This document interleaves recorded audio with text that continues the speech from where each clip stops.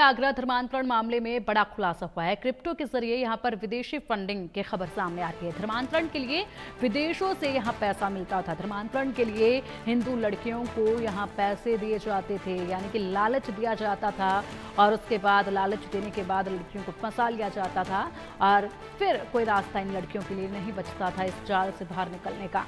जांच एजेंसियों से बचने के लिए क्रिप्टो का इस्तेमाल किया गया था। क्रिप्टो का इस्तेमाल हो रहा था जांच एजेंसियों से बचने के लिए, लेकिन यहाँ पर तो सिर्फ क्रिप्टो की बात हो रही है। इसके अलावा भी काफ़ी लेन देन हुआ है और उस लेन देन की अगर बात की जाए तो ये लेन देन भी बड़े राज खोलता है, क्योंकि अलग अलग कंट्रीज से मोटी रकम मिल रही थी झांगुर बाबा को और जिसके जरिए वो लड़कियों को लालच देता था। अपने गुर्गे जहाँ पर छोड़े हुए थे धर्मांतरण के लिए, उनको सीधे तौर पर पैसे दिए जाते थे ताकि वो लड़कियों को लालच दे सके और उसके बाद उन्हें फंसाया जा सके और फिर धर्मांतरण कर उन्हें इस्तेमाल किया जा सके आगे के अपने घिनौने कार्यों में। आईएसआईएस मॉड्यूल की तरह काम करता था धर्मांतरण का आगरा का गिरोह पूरी तरीके से। झांगुर गिरोह से भी ज्यादा खतरनाक थे इनके इरादे। आगरा गिरोह में हर सदस्य का काम बटा हुआ था। ब्रेन वॉश के लिए अलग से एक टीम बनाई गई थी। गिरोह के लिए फंड प्राप्त करने के लिए दो तरह की टीमें बनाई गई थी। पहली जो देश से आई हुई रकम को देखती थी और दूसरी टीम जो विदेशों से आई हुई रकम को यहाँ पर देखती थी और एजेंट तक पहुंचाने का काम करती थी। एक टीम गिरोह के सदस्यों को सुरक्षित ठिकाना दिलाने का काम करती थी तो एक टीम कानूनी राय दिलाने का भी काम करती थी। एक टीम नए फोन और सिम देने का काम करती थी। लड़कियों को जाल में फंसाने की एक अलग टीम बनाई गई थी। इसी तरह धर्मांतरण के लिए लड़कियों को अपने प्रेम जाल में फंसाने के लिए अलग युवाओं की टीम गिरोह बनाया गया था। एक टीम धर्म परिवर्तन के लिए बनाई गई थी और जरूरी दस्तावेज तैयार करती थी। सबसे महत्वपूर्ण एक टीम होती है। इस टीम में शामिल लड़के और लड़कियां जाल में फंसी युवतियों को अगर मन बदलने लगता था तो उनका ब्रेन वॉश करने में लग जाती थी। अब सोचिए, एक के बाद एक हर एक छोटे से छोटे काम के लिए यहां पर अलग अलग टीमें बनाई गई थी। सबका अलग अलग काम था और ऐसे में अपने अपने काम में ये तमाम लोग बेहद माहिर थे। तभी तो इतने सालों तक इतना ज्यादा बड़े लेवल पर ये नेटवर्क चलता रहा।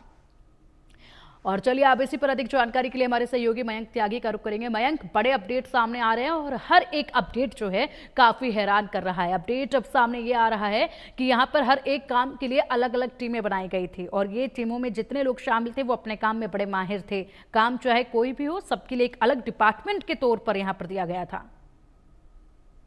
देखिए, फिलहाल अगर बात की जाए तो साल 2023 में आई मूवी द केरला स्टोरी कहीं ना कहीं आगरा के धर्मांतरण सिंडिकेट से बिल्कुल हकीकत में मैच खाती है और इसमें जांच अधिकारी लगातार एक कड़ी के बाद एक कड़ी जब खुलती है तो हैरान हो रहे हैं और ऐसे में आईबी, एनआईए या तमाम जो जांच एजेंसियां लगातार जांच कर रही हैं, हर सदस्य की भूमिका को देखकर बिल्कुल चौकन्ना हो जाते हैं और कहीं ना कहीं फिर आगे की कड़ियां बढ़ने लगती है। और ऐसे में आयशा की, अब्दुल रहमान की बात करें तो ये फंडिंग का काम कर रहे थे। हसन अली की बात करें तो ये लीगल एडवाइजिंग का काम कर रहा था। या अन्य सदस्यों की बात करें तो रख रखाव यानी कि सेटलमेंट की बात कर रहे हैं।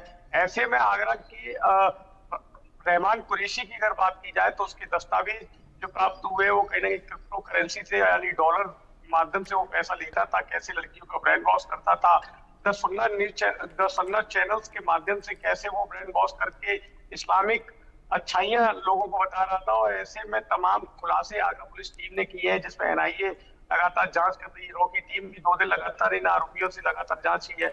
ऐसे में अगर देखा जाए तो जुनैद कुरैशी की गिरफ्तारी के बाद देखा जाए तो द केरला स्टोरी में कैसे लड़कियों का धर्मांतरण कराया जा रहा था, ब्रेन वॉश किया जा रहा था, ये तमाम कहानियां बिल्कुल पूरी मूवी से मैच होती दिखाई दे रही है। लेकिन ये हकीकत है कि आगरा की बात की जाए तो आगरा का धर्मांतरण सिंडिकेट कहीं ना कहीं भारत विरोधी साजिशों में बिल्कुल कामयाब होता दिखाई दे रहा था अगर आगरा पुलिस लगातार काम नहीं कर रही थी।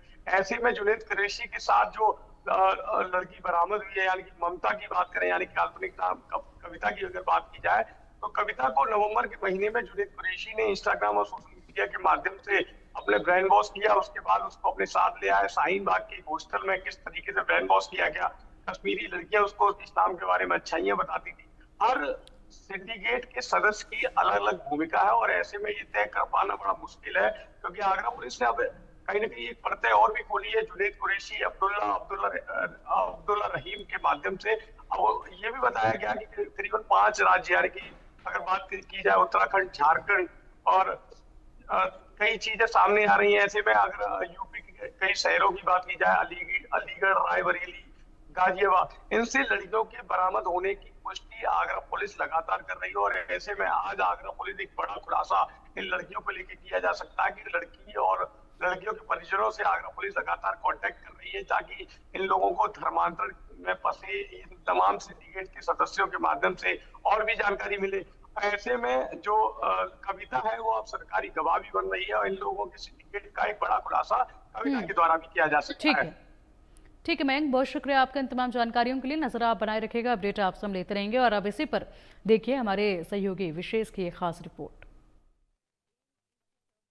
आगरा धर्मांतरण और आतंकवाद से जुड़े इस गिरोह के मंसूबे छांगुर गिरोह से भी खतरनाक थे।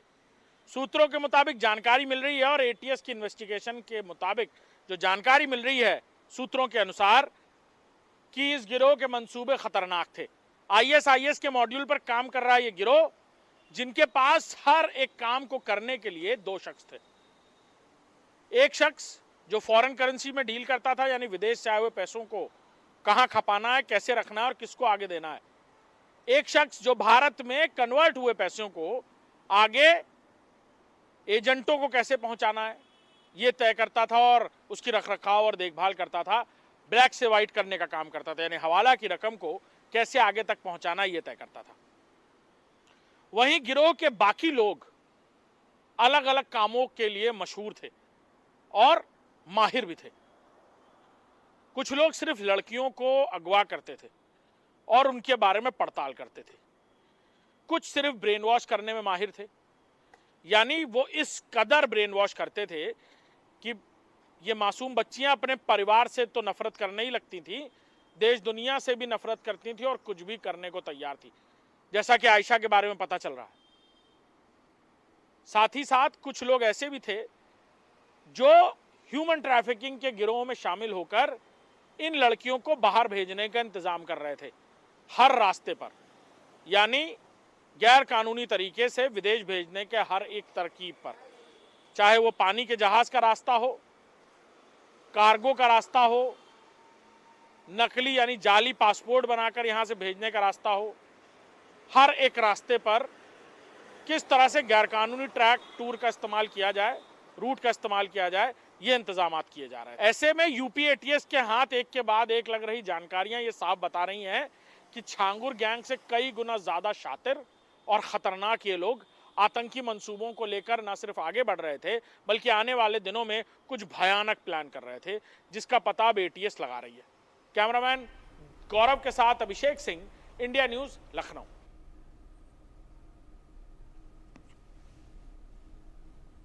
बघेल सर, आगरा में धर्मांतरण का मामला आया है, लेकिन सपा के लोग कह रहे हैं कि 8 साल बीत गए, ध्यान नहीं आया, अब जब चुनाव नज़दीक आ रहे हैं तो धर्मांतरण दिख रहा है। उन्हीं के ज़माने में बोए गए बीज का अब धर्मांतरण का पेड़ उगा हुआ है। उनके समय इस प्रकार के लोगों को संरक्षण मिला करता था।